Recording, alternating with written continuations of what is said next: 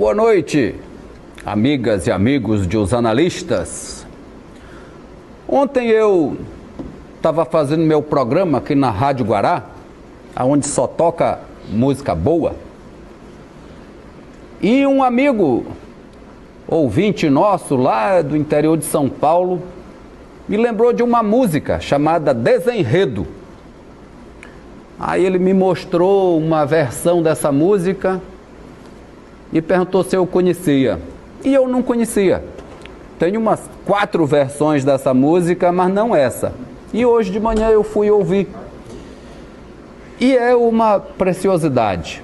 É uma música do Dori Caymmi, o filho do Dorival, aquele baiano velho de guerra. E essa música fala de Minas Gerais, porque a mãe dele era mineira. E tem um trecho dela que diz assim: em toda a terra que ando, me espanta tudo que vejo. Aí eu vou deixar o resto para vocês irem procurar, porque eu sei que todos os telespectadores dos analistas gostam de poesia e de música de qualidade. Então vocês vão olhar o restante desta letra. Mas o porquê, Gerald? Eu estava conversando também ontem, final da tarde, com o secretário Marcos Pacheco, uma pessoa por quem eu tenho um respeito e uma admiração enorme, e ele falando sobre vacina boa e vacina ruim. Aí lembra aquele meu amigo velho lá de São Paulo, ator de olho verde que nem eu, que dizia que tem a crença e a descrença. Tem vacina boa? Ou melhor, tem vacina ruim? Segundo o doutor Marcos, que é professor da universidade, professor de medicina, que é um homem experimentado, além de já ter sido deputado, segundo o Marcos, não existe vacina ruim, pelo menos dessas que estão aplicando aqui. Aí eu digo: Marcos, vamos lá nos analistas dizer isso para os nossos amigos. Ele disse: na hora, Geraldo. Aí ele vem aqui, daqui a um dia, que é para ele dizer para vocês que não tem vacina ruim. O que tem é gente ruim. Vocês querem que eu diga aonde? Eu digo, em 2 ou 3 lugares aqui, inclusive onde não devia ter. Mas o tema hoje não é esse. O tema é antes desse. Para uma pessoa aprender que não existe vacina ruim, nem remédio ruim, por exemplo, tem gente que diz que a cloroquina é ruim, mas não é verdade. A cloroquina é boa, mas é boa para malária. É remédio. Eu que andei a vida inteira pelo Pará, pelo Amazonas, pelo meio de tudo enquanto é mata por aí, conheci mais de meia dúzia de garimpeiro e de madeireiro.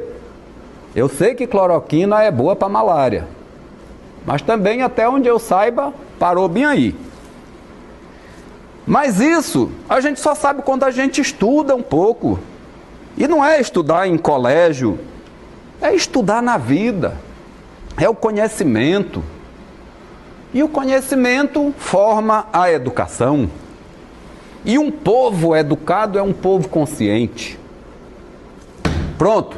É desse povo bem aí que nós estamos precisando, de um povo consciente. E onde está a consciência?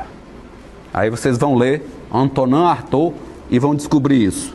Mas hoje nós vamos falar sobre educação. E para isso nós temos aqui o oficial da educação do Maranhão, secretário Felipe Camarão. Secretário, seja muito bem-vindo mais uma vez aos analistas. Boa noite, Geraldo, boa noite, Marcos, boa noite, Felipe. Eu já fiquei mais tranquilo, porque disse que a gente vai falar só sobre educação, né?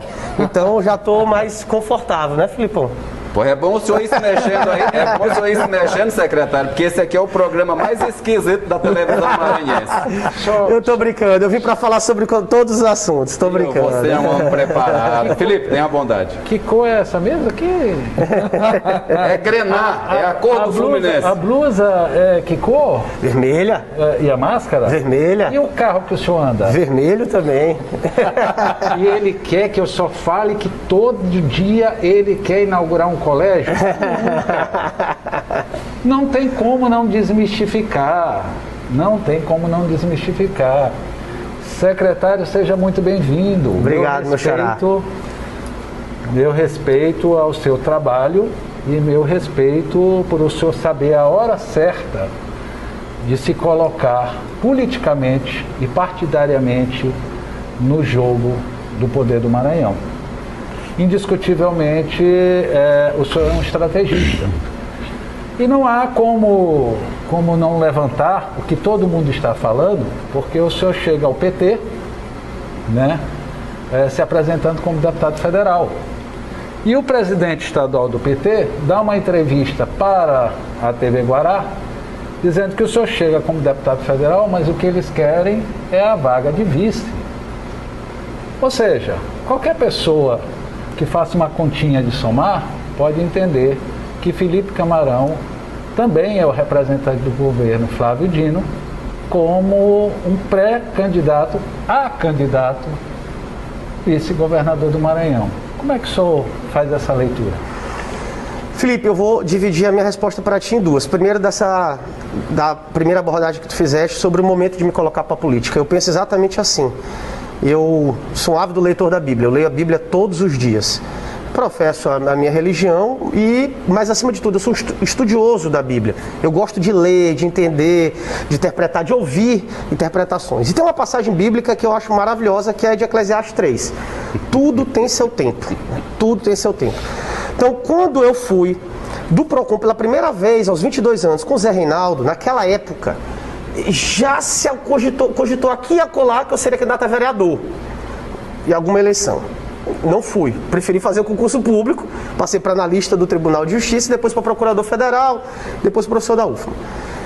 Quando eu fui do PROCON na segunda vez, já no governo de Rosiana, 2011, 2012, também cogitou-se isso, que eu seria candidato, seria secretário, não fui. Voltei para a procuradoria e continuei exercendo o meu ofício de procurador e professor.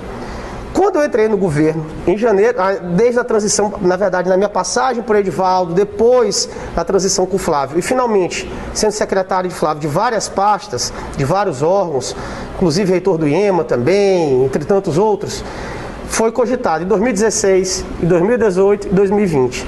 E em todas essas eu tinha uma resistência e, aliás, uma impossibilidade até jurídica, porque eu nunca tinha sido filiado em partido político. Então nem tinha como eu ser candidato, porque eu nunca tinha sido filiado.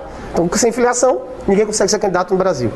Só que depois de tanto tempo, Felipe, eu pensei, refleti, conversei com a minha família, conversei com a minha esposa e conversei com o Flávio. Agora já entrando na sua segunda pergunta, né? Conversei com um líder político, porque eu tenho gratidão e não subserviência de forma nenhuma, mas eu tenho gratidão e lealdade. E se me perguntarem primeiro, meu partido é o partido do Flávio Dino, né? Meu líder político é que eu sigo as orientações. E quando na conversa com o Flávio, neste momento nós achamos que é um momento de continuidade, mas ao mesmo tempo de continuação da mudança que nós estamos fazendo no estado do Maranhão. E é nessa perspectiva que eu hoje estou, além de gestor público, também pré-candidato a um mandato eletivo. E aí, na hora de debater que mandato eletivo era esse e por qual partido eu iria concorrer, conversando com um grupo político liderado pelo governador Flávio Dino, conversando com o nosso governador Flávio Dino, com todas as lideranças e todas as correntes do PT, Felipe, Marcos e Geraldo. Faço questão de frisar isso aqui para todos que estão nos ouvindo. Eu não estou entrando pelo PT por cima, certo? Não furei a fila, não quis fazer a filiação pelo Diretório Nacional, nada disso. Eu falei com todas as correntes do PT. Desculpe lhe interromper, mas isso inclui a do deputado Zé Carlos também? Inclusive com ele. Com ele. Conversei com o deputado Zé Carlos, com o deputado Zé Inácio, com o ex-vereador Norato, com o coletivo Nós, que tem um mandato aqui na capital. Conversei com o Henrique, conversei obviamente com o presidente Lobato, com o Monteiro, conversei com o Francimar, com a Criciele, com tantas e tantas pessoas. Foi mais de um mês já. Estavam todos lá, né, secretário? Estavam todos lá, inclusive. Estavam todos lá. Eu estive em Brasília, conversei, fizemos contato. Então, o que eu fiz foi dar entrada a um pedido de filiação ao Partido dos Trabalhadores, que é o maior partido do Brasil, o maior partido da América Latina, de esquerda, de organização, de articulação, e com o intuito, Felipe, de ser pré-candidato a deputado federal. Essa foi a minha conversa com o governador. E eu explico por que eu não sou um pré-candidato a vice-governador. E as razões são simples. É porque ninguém é pré-candidato a vice. Não tem como ser candidato a vice. Ninguém se coloca como candidato a vice. Porque ninguém é candidato de si próprio e ninguém é candidato sozinho. Então, a definição de um vice-prefeito, de vice-governador, vice-presidente, passa por uma articulação muito ampla dos partidos políticos que vão compor a base do futuro candidato a governador. E aí vem a segunda razão. Essa sucessão no Maranhão, uma vez eu tive essa conversa com o Marcos, não é liderada por possíveis pré-candidatos, ela é liderada pelo líder político maior do estado do Maranhão, que é Flávio Dino. Então hoje a liderança política do estado do Maranhão é de Flávio Dino. O Flávio que vai liderar a sua sucessão. E a partir do diálogo do Flávio, que pretende lançar um candidato apenas, num consenso do seu grupo, e aí vai ter esse consenso também com relação ao vice. Então, eu não posso dizer de forma nenhuma que eu sou pré-candidato a vice-governador, porque ninguém se lança pré-candidato a vice. O vice não é candidato sozinho, não é candidato a si próprio. Então, depende de muita articulação política, dos partidos e da liderança do governador Flávio Dino, e, é claro, do pré-candidato que vai ser escolhido pelo Flávio e pelo grupo. Então, hoje, eu te afirmo com uma absoluta segurança. Entro no PT, não para desorganizar, não para dividir, não para espalhar, mas para juntar, para somar. Eu falei uma frase no meu pedido de filiação, Felipe, eu disse o seguinte lá, que eu não vim para o PT para ser estrela, eu vim para o PT para ver a estrela brilhar, e é isso que eu pretendo fazer. Agora, para concluir a minha resposta, digo que entro no partido para ser militante, para ser soldado. A função que o partido quiser, eu posso, obviamente, me colocar à disposição. Lhe causou estranheza, deputado, o comportamento do deputado Zé Carlos, a fala dele? Quer dizer, já que o senhor tinha conversado com ele antes... Mas é bom o senhor tomar um gole d'água, porque essa resposta vai ser mais demoradinha. A gente volta já já para saber isso. Vem aí.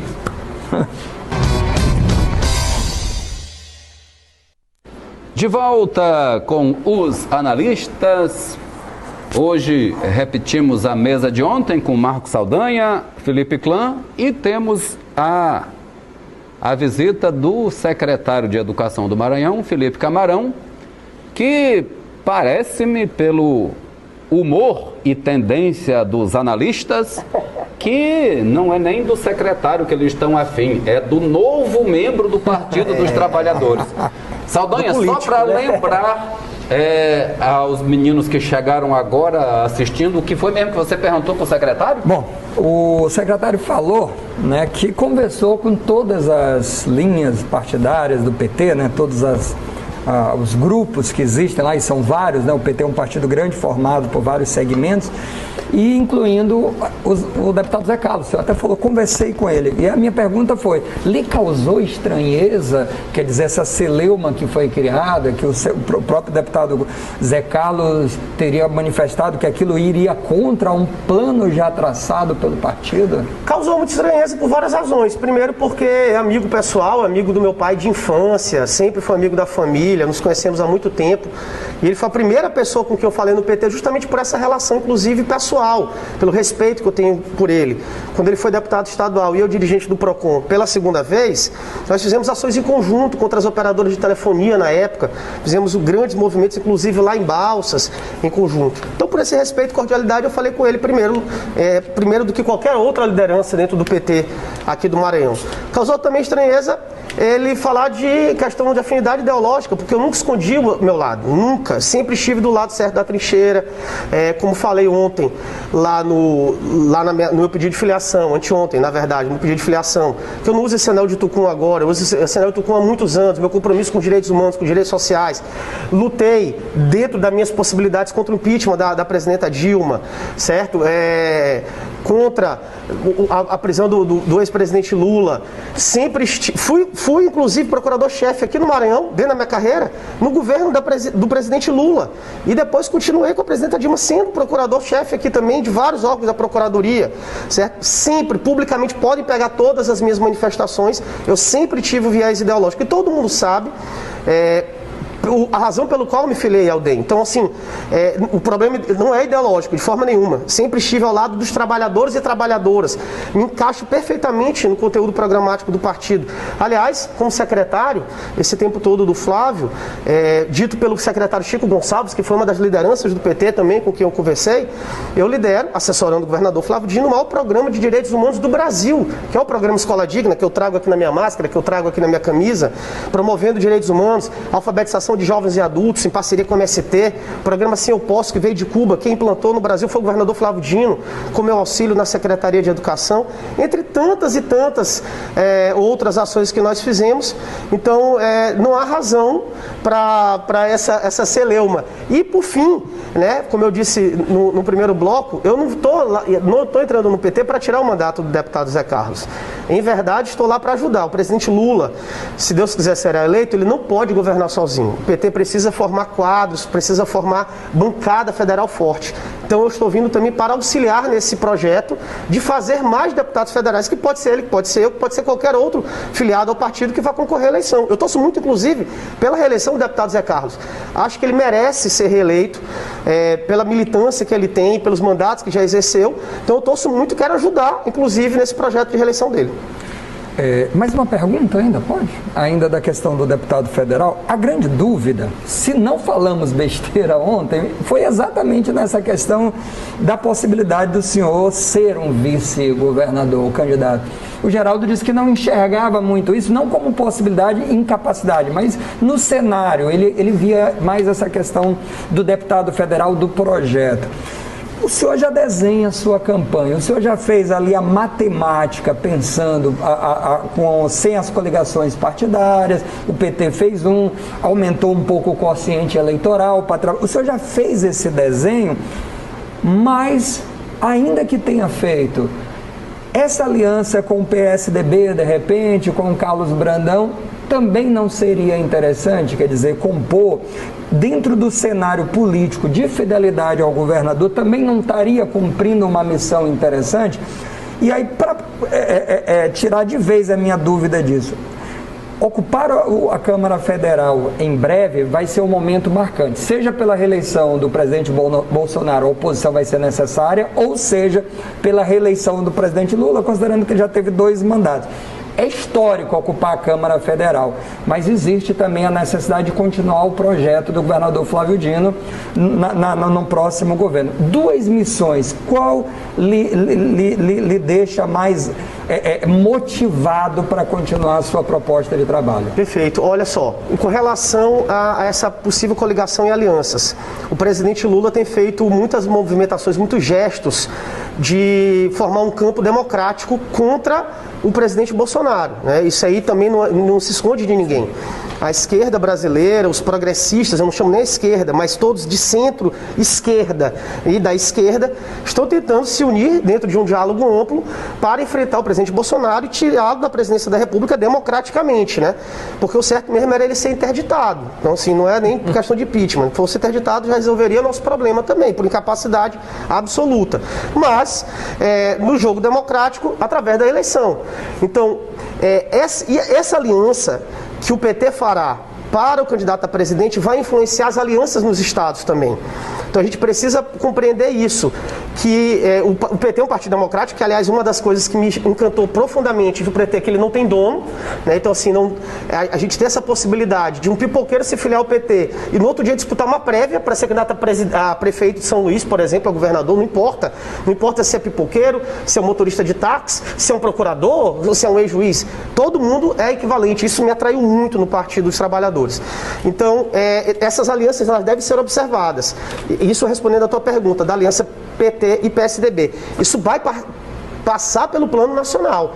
Assim como uma eventual aliança com o PDT passará necessariamente pelo plano nacional. É só a gente parar para observar o seguinte: se o PDT lança o Ciro candidato a presidente, alguém vai compreender que o PT vai se coligar ao PT aqui, se não vai ter palanque para o Lula? Como é que vai ser isso? Vai ter palanque para o Lula e para o Ciro? Se o PSDB vai lançar um candidato próprio, se lançar um candidato próprio, vai ter condição de fazer essa coligação aqui? Eu falo diante desse cenário, né, dos 2 pré-candidatos que estão sendo mais falados, o vice-governador Carlos Brandão e o senador Everton Rocha. Então essa não é uma articulação que passa somente pelo plano estadual. E por isso eu repito o que eu disse no primeiro bloco. Passa pela liderança do governador Flávio Dino, que também está se articulando nacionalmente. Obviamente, todo mundo sabe hoje da importância que o Flávio tem na liderança para a esquerda. Com relação ao mandato, eu estou entrando na política, depois de muito resistir, da política eleitoral, né, disputar mandato, e é como um jogador de futebol, que quando começa a jogar, o sonho dele é ir para a seleção brasileira, né? Então, tá jogando no grande time, tá jogando no Flamengo, que é meu time, por exemplo, mas todo mundo quer chegar na seleção brasileira. Então é óbvio, se você perguntar para 10 políticos maranhenses, pelo menos 8 ou 9 vão dizer que o sonho é ser governador do estado do Maranhão. Eu, com 39 anos, também tenho esse sonho. Mas não é um sonho que eu pretenda, que eu queira, ou que eu vá morrer se eu não realizar no ano que vem. Isso não existe isso. Eu tenho paciência, eu tenho tempo, eu tenho idade, eu quero construir algo bem sólido. Então, para mim, me honra, e eu tenho esse sonho hoje de ser governador do estado do Maranhão. Assim, entro na política com esse sonho. Tá? Agora, isso também eu avaliei muito. Por exemplo, Felipe, por que candidatura a deputado federal e não estadual? Porque quem vai dizer que eu prefiro morar em São Luís ou Brasília? Olha, eu prefiro morar em São Luís, é minha cidade. Né? Minhas filhas estudam aqui, moram aqui, minha esposa mora aqui, meus pais, meus amigos, todos estão aqui. Por que Brasília? Porque, primeiro, eu acho que defender o legado da educação no mandato federal é muito importante. Defender esse legado do programa Escola Digna, certo? Se Deus quiser o Lula ser presidente, poder ajudar a fazer uma construção, uma retomada da educação do governo do Lula, por exemplo, que foi quem lançou o Enem, o ProUni, SISU, FIES, entre tantas outras conquistas, poder colaborar numa eventual comissão de educação, ajudando o Ministério da Educação, enfim, isso me encanta muito. Poder ajudar o Maranhão também com emendas, com indicações, com articulações do governo federal, inclusive em outras áreas, fora da educação, me encanta muito. Mas principalmente, se a gente parar para pensar, vários ex-prefeitos e ex-governadores, ex-prefeitos da capital e ex-governadores foram, antes de ser prefeito ou governadores, deputados federais. Pegue um histórico. José Sarney foi deputado federal e depois governador. João Castelo foi deputado federal e depois governador. Cafeteira foi prefeito, deputado federal, depois governador. Lobão foi deputado federal e foi governador. Rosiana Sarney, deputado federal, governadora. Flávio Dino, deputado federal, governador. Só para falar dos mais recentes, Edivaldo Holanda Júnior, deputado federal, prefeito da capital. Eduardo Brade, deputado federal e prefeito da capital. Por que isso? Porque para a construção de uma candidatura majoritária, é importante que todos que nos assistam entendam também esse contexto, ela não é feita apenas na política local, ela é feita também de muita articulação partidária. E onde é que está o comando nacional dos partidos? Em Brasília. Em Brasília que nós temos os presidentes nacionais dos partidos. Então, muita gente fica calculando essa questão da sucessão do Flávio, por exemplo, esquecendo a liderança que o Flávio tem nacionalmente. A liderança e a articulação que ele tem com os partidos nacionais. O Flávio morou em Brasília há muitos anos. Foi juiz federal, presidente da Associação dos Juízes Federais do Brasil. Foi juiz do CNJ junto com Nelson Jobim. Foi deputado federal. Foi presidente da Embratur. Então, ele também tem essa articulação. Então, é importante que as pessoas entendam que a política local é importante, a realização é importante, a gestão é importante, os resultados são importantes. Isso eu já tenho. Agora, o que eu preciso buscar na política? Uma solidez política, partidária, de relações mais profundas. Vou aproveitar este minuto que falta, só para, até porque no outro bloco a gente já vai mudar de assunto. Opa! O senhor falou muito bem e muito, de uma forma muito coesa, como um petista de raiz, que nem meu amigo Chico Gonçalves, e me convenceu de que não é um desvio ideológico o senhor estar no PT. Portanto, um desvio ideológico é ter entrado no DEM, ou não? De certa forma, sim. De certa forma, sim. Eu me filiei ao DEM e isso não é escondido. Eu recebi o convite, em primeiro lugar, o partido me convidou e também foi uma orientação do governador Flávio Dino, à época, para que eu me filiasse ao partido, um pedido do presidente, o Celino, com quem eu tenho um ótimo relacionamento e quero agradecer imensamente o tempo que estive lá para ajudar o partido a se fortalecer aqui no estado do Maranhão. Como eu disse, o governador Flávio Dino, exemplo do presidente Lula, fazem amplas alianças partidárias. O DEM fazia parte da base do governo e faz até hoje parte da base do governo. Então fui lá para também ajudar o partido. É claro, eu sabia que o senhor ia responder isso. Aliás, é muito fofo ter uma relação boa com o Juscelino e ele do lado de Bolsonaro mais tarde, né? Vamos fazer uma paradinha, voltamos já já. De volta aqui com os analistas, hoje recebemos o secretário de Educação, professor, pelo discurso, né? Fala pra caramba. Aliás, ao outro professor aqui, Felipe, nós dois não somos de nada. Papo de professor, antes de passar a palavra para os colegas, hoje eu vi uma declaração, que também é do bloco, né? do deputado Josimar do Maranhãozinho, que até pegando uma carona nas asas do seu sonho de ser governador, o dele também o meu não. Ele disse que os problemas com ele é que todo mundo tem medo dele. Essa é uma pergunta fácil e rápida. O senhor tem muito medo do deputado Josimar do Maranhãozinho? Nenhum medo. Felipe Saldanha pode perguntar se vocês quiserem. Eu vi esse negócio, sabe o que eu me lembrei? Que a avestruz não voa, enfia a cabeça na terra. Mas tem um coice desgraçado, viu, Felipe? Tem. E as garras, né? Mas tu sabe que... Faz uma pergunta difícil aí para duvido. Eu ia para a educação, mas ir para a educação, para um secretário que todo dia inaugura um colégio, que todo dia renova o processo educacional, que todo dia insere o jovem, o idoso, é fácil demais, né? Fica até difícil. Vamos fazer aqui, continuar essa matemática, né? O funil está afunilando. Não tem como não dizer que não está. Carlos Brandão deu uma disparada. Carlos Brandão soube como ninguém ir lá na frente e ficar lá na frente, deu a volta. O Everton tentou todas as formas, não é verdade? O senhor disse que não é vice. Eu volto a repetir que Flávio Dino jamais botaria um vice que não fosse de estrita confiança dele.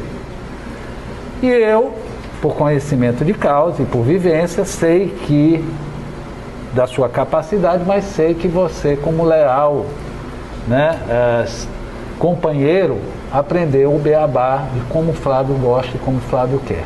E fez a sua parte, tem toda a liberdade. Eu queria saber, entender o seguinte: se por acaso o Flávio resolver o que já está quase que na cara, né? Somente os incrédulos que não resolver por Brandão, o senhor acredita que o Everton Rocha teria coragem de enfrentar o grupo de Flávio Dino? Felipe, olha só, Sem colocar que ele é do grupo. O Everton é o Everton. Sim, assim, veja só, o que eu vejo dos dois principais pré-candidatos ao governo do estado do Maranhão. Vejo o vice-governador Carlos Brandão como uma pessoa leal, séria, honesta, parceiro do governador Flávio Dino, certo? Com uma experiência assim fantástica, foi secretário de várias pastas, desde o governo de Roseana, também do primeiro governo de Roseana, ele começou lá, ainda supervisor, chegou ao secretário-chefe da Casa Civil do Zé Reinaldo, já como governador, e depois foi deputado federal 2 mandatos e agora vice-governador 2 mandatos. Então, assim, é uma pessoa que conhece muito o Maranhão, conhece muito a classe política. Por outro lado, o senador Everton, jovem, é um pouco mais velho do que eu tenho 39, acho que o senador Everton deve ter 41 ou 42 anos, começou na militância estudantil, na verdade, então teve um surgimento político distinto, né, do vice-governador Carlos Brandão, da militância política, foi secretário de Estado também, com o ex-governador Jackson Lago, saudoso governador, deputado federal por 6 anos, e aí já foi senador da República, né, com uma votação estrondosa, e é um jovem arrojado, né, assim, que é muito bem articulado na política. Então, são dois modelos distintos de fazer política, mas que ambos têm seu mérito e ambos têm assim, muita articulação, Felipe, com a classe política.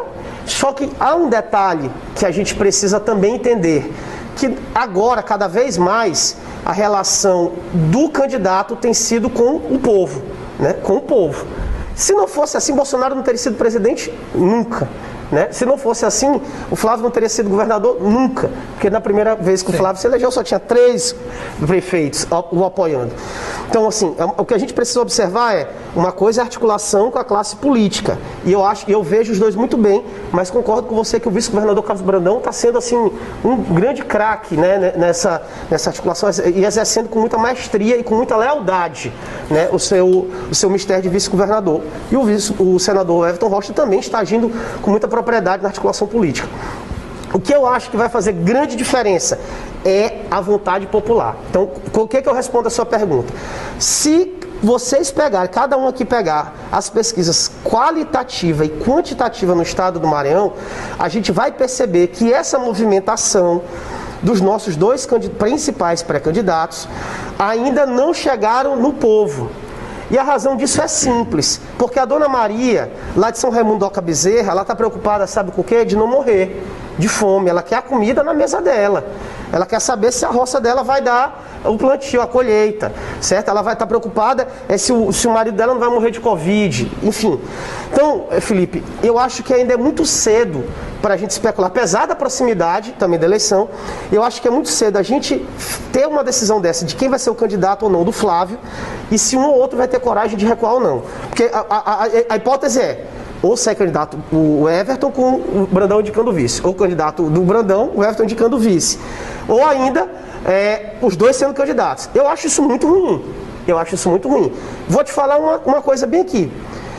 Um cenário que eu não vi ainda muita gente falando. E se o Edivaldo for candidato a governador do Maranhão, apoiado por Bolsonaro e pelas igrejas evangélicas do estado do Maranhão? Alguém já parou para pensar que o Edivaldo se torna um candidato extremamente competitivo? Um candidato jovem, com boa imagem, saiu bem avaliado da Prefeitura de São Luís, vai ter o apoio de um segmento importante, que é da Igreja Evangélica, e vai ter a força do governo federal lhe apoiando. Isso se não for o senador Roberto Rocha candidato. A deputada Mical Damasceno hoje falou isso, que passa pelo Edivaldo a decisão dela e provavelmente da igreja. Então, o Edivaldo já se torna um outro ator que uma possível candidatura, por exemplo, do Roberto Rocha, do Edivaldo, do senador Everton, do vice-governador Carlos Brandão, ele se torna um jogador muito importante, com séria chance de chegar no segundo turno. Porque apesar do Felipe ter falado, o Everton, mas ele é do grupo político do governador Flávio Dino, assim como o governador Carlos Brandão. Os votos são daqui, ó. É desse grupo que vai ser dividido o voto. Então, é importante que, por isso que o Flávio tem feito tanta força para unificar esse grupo. Porque se o grupo não for unido, todas as vezes que o grupo saiu unido, Felipe, nós vencemos as eleições. Quando o grupo dividiu, nós perdemos as eleições. Exemplo aqui da capital, no ano passado. O grupo dividiu, o Eduardo Braide foi eleito prefeito de São Luís.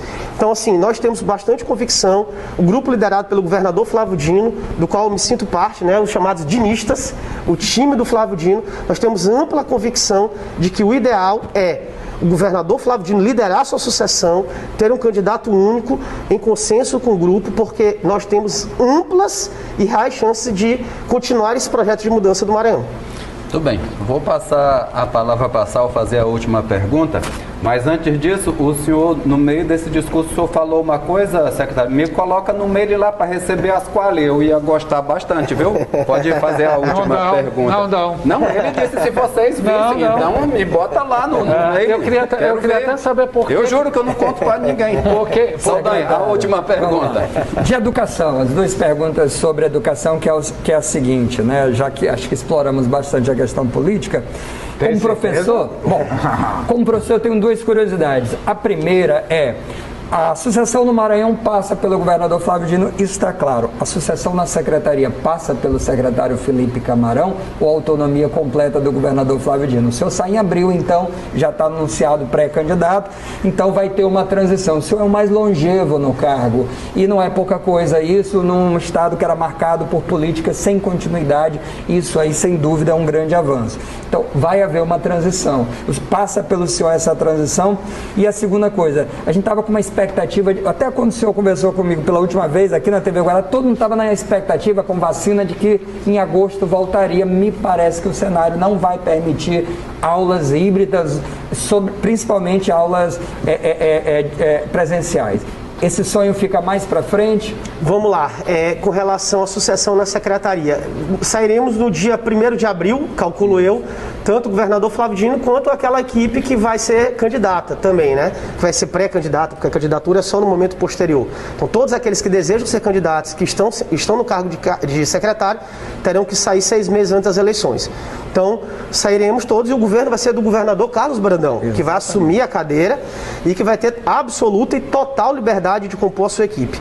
O planejamento que eu faço é de uma gestão até o dia 1º de abril, mas em razão da continuidade da gestão pública e da lealdade que eu também devo ao vice-governador Carlos Brandão, eu estou deixando tudo preparado para quem quer que seja que ele escolha, esteja tudo no ponto das coisas continuarem rodando. Então vamos fazer todas as licitações, todas as atas, os planejamentos, os contratos, para que o vice-governador Carlos Brandão não tenha nenhuma dificuldade administrativa, né, e gerencial na pasta. Então, assim, passa por mim essa questão da transição realmente administrativa. Obviamente, se o governador Carlos Brandão quiser o meu conselho, minha opinião, eu terei o maior prazer em fazer isso. E só um detalhe aqui para cutucar o Felipe, viu? O ministro da Educação que mais tempo passou no cargo foram dois. Foi o ministro do Fernando Henrique Cardoso e o do PT, o Fernando Haddad. E agora, aqui no Maranhão, eu me torno também outro do PT, viu? A se tornar o secretário mais longevo, viu, Felipe? Da educação aqui no estado do Maranhão. Com relação às voltas às aulas, Marcos, a gente está com um planejamento de tentar fazer um retorno híbrido no mês de agosto, certo? O que é? Planejamento, não significa que vai voltar. Como nada na educação se faz por improviso, aliás, nada na vida, né? Na gestão pública, na educação. Então, o que é que a gente vai fazer? Nós vamos deixar a volta planejada. Se tiver condições sanitárias, a gente faz o retorno híbrido. Se não, a gente continua remoto, que já está feito, né? Já está seguindo.